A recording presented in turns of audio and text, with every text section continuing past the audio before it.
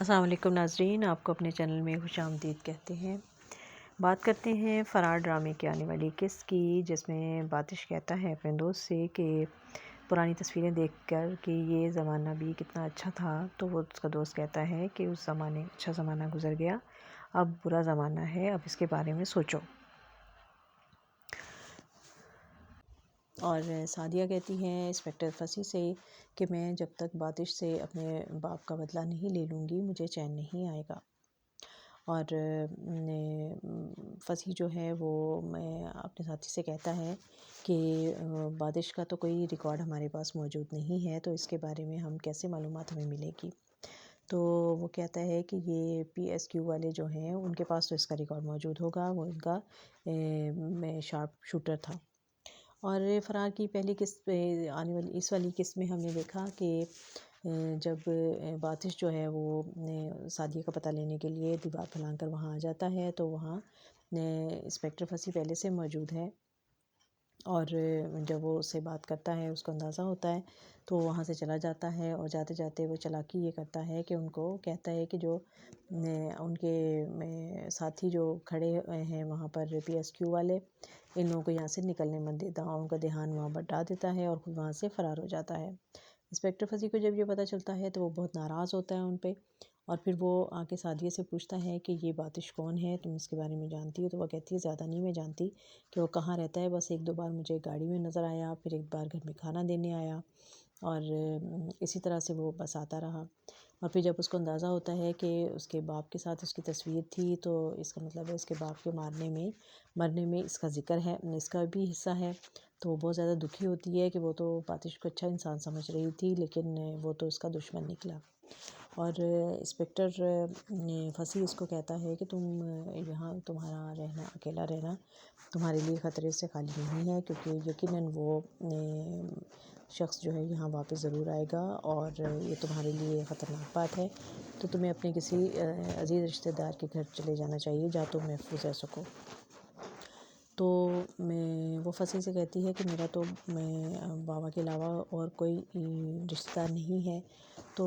میں تو کہیں نہیں جا سکتی۔ تو وہ پھر کچھ سوچتا ہے اور پھر اس کو کہتا ہے کہ ٹھیک ہے تم اپنا سامان پیک کرو اور تم میرے ساتھ میرے گھر چلو گی۔ اور پھر فصیح اس کو لے کر اپنے گھر آ جاتا ہے جہاں اس کی والدہ بھی ہیں، اور وہ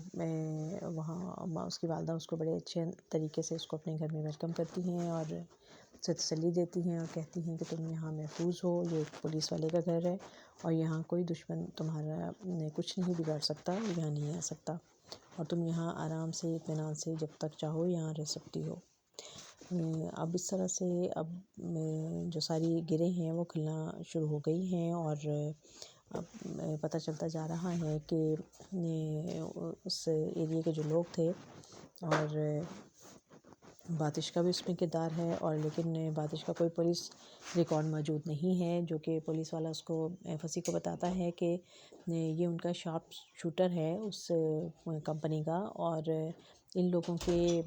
ریکارڈز نہیں ہوتے بلکہ ان لوگوں کو پوشیدہ رکھا جاتا ہے پولیس سے بھی۔ اب فصیح جو ہے وہ اس کی تلاش میں ہے، اس نے اس کا نمبر بھی ٹریس کرنے کے لیے دے دیا ہے، اور باتش جو ہے وہ پھنسا جا رہا ہے۔ اور پھر فصیح کے ذہن میں آتی ہے یہ بات کہ اگر وہ پہلے اس گھر میں آیا تھا سعدیہ سے ملنے کے لیے تو یقیناً وہ دوبارہ بھی آئے گا، تو اب وہ اپنے ساتھیوں کے ساتھ اسی گھر پہ سعدیہ کے گھر میں چلا جاتا ہے، اور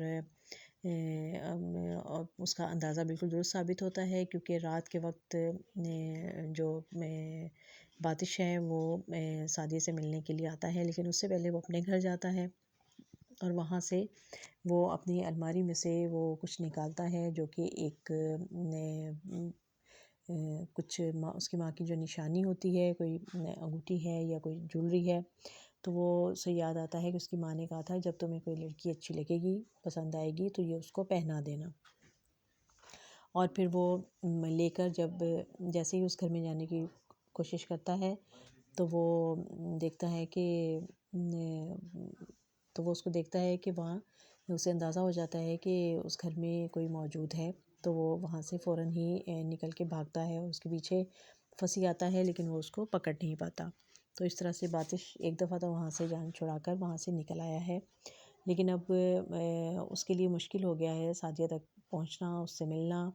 اور اس کو بہت اس چیز کی مایوسی ہوتی ہے کہ وہ اس سے مل نہیں پایا اور اس سے حقیقت نہیں بتا پایا، کیونکہ لیکن اب سعدیہ کے دل میں جو ہے وہ اس کے لیے شک پیدا ہو گیا ہے کہ یہ، اور وہ سمجھنے لگ گئی ہے کہ وہ اچھا آدمی نہیں ہے۔ تو اور دوسری طرف جو نازش کا کردار دکھایا گیا ہے، نازش نے جس آدمی سے محبت کی اور اس سے شادی نے کی، اس کی پہلی بیوی جو ہے، اور اس کے جو بھائی ہیں وہ بہت اثر و رسوخ والے لوگ ہیں، اور وہ اپنی بہن کی زندگی میں وہ کسی اور کو برداشت نہیں کر پا رہے ہیں، اور پھر وہ نازش کا جو شوہر ہے اکمل، وہ اپنی پہلی بیوی کے پاس جاتا ہے ملنے کے لیے، اور وہ چاہتا ہے کہ